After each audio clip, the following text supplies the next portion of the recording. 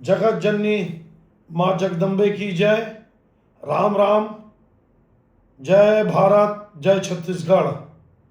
आप सभी को पुण्य एवं पावन नवरात्र पर्व की ढेरों शुभकामनाएं एवं बधाई।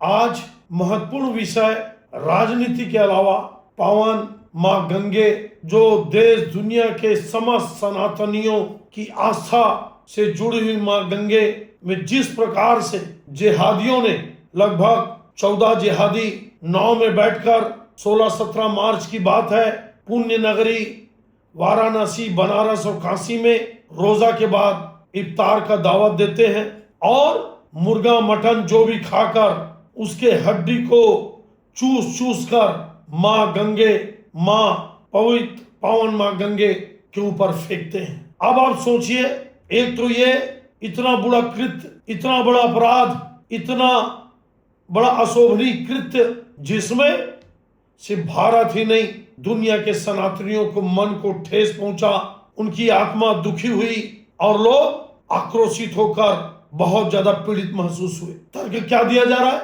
इन जिहादियों के पक्ष में लोग क्या तर्क दे रहे हैं कि मां गंगे में लोग क्यों अस्थि को ठंडा करते हैं, क्यों घाटों पर लाश को जलाकर गंगा में विसर्जित किया जाता है, क्यों वहां पे गंदे नाले गिराए जाते हैं। तो हमने मुर्गा मटन बकरा का हड्डी चूस के जूठा करके फेंक दिया तो क्या हुआ? सोचिए आप, कल्पना करिए कि इस देश की अस्मिता, इस देश की संस्कृति, इस देश की पहचान, सनातनियों की माता, मानी जाने वाली मां गंगा न जाने कितने लोगों के मन को, उनकी आत्मा को पवित्र करती है, उनको ताड़ती है, उनको अपने गोद में बैठाकर उनके दुखी मन को शांत करती है।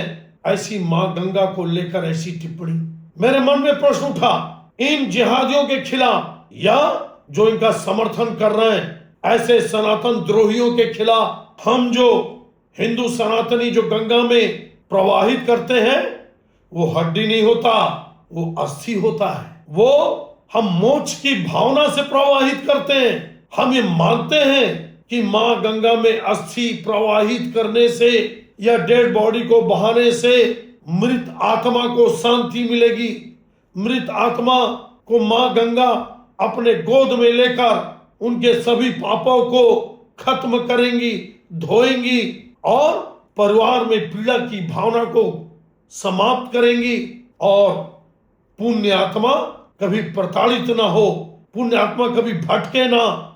इन भावनाओं के साथ हम अस्थि प्रवाहित करते हैं, हड्डी नहीं।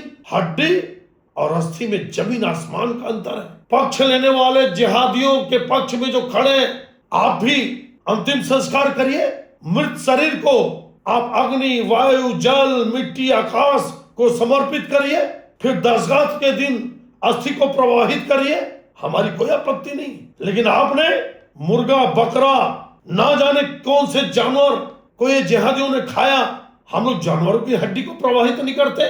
गंगा मां में प्रवाहित करने का अधिकार मां गंगा में सिर्फ सनातनी लोग को है और वो अपने परिजनों का अस्थि प्रवाहित करते हैं, जिसकी बकायदा पूजा पाठ करके गंगा में ले जाते हैं। हम लोग अस्थि को फूल कहते हैं, हम लोग हड्डी तो दूर अस्थि भी नहीं कहते।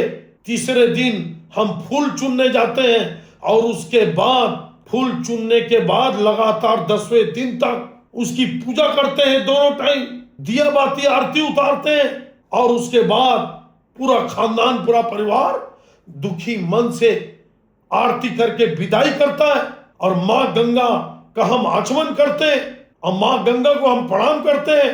क्या समर्थन करने वाले लोग गंगा को मां मानते हो? तुम जिहादी तो सिर्फ पानी मानते हो और हम झूठा चावल भी नहीं फेंकते। तुम लोग एक तो अपने मजहब का अपमान किए। बताने वाले लोग बताते हैं कि इफ्तार फल और फ्रूट से किया जाता है, जो सनातन का फलाहारी है। तुम लोग एक मटन मुर्गा खाए और वीडियो बनाए सबसे आपत्तिजनक, ताकि सनातनी हिंदू समाज, सनातनी समाज ये देख ले कि ये जिहादी मलेच्छ किस प्रकार से हमारे पुण्य पवित्र जितने भी हमारी पहचान है उसके साथ हम कैसा व्यवहार करते हैं, ये मलेच्छ और जिहादी हमको खुली चेतावनी दिए। कल ये बोलेंगे कि भगवान भोलेनाथ में तो भांग चढ़ता है पवित्र शिवलिंग में, तो हम भी उसमें गंदगी कर देते हैं। कल ये बोलेंगे कि हमारे मानसरोवर में के झील में तो कई सारे जानवरों की हड्डी पड़ी रहती है, हम वहां भी हड्डी फेंकेंगे।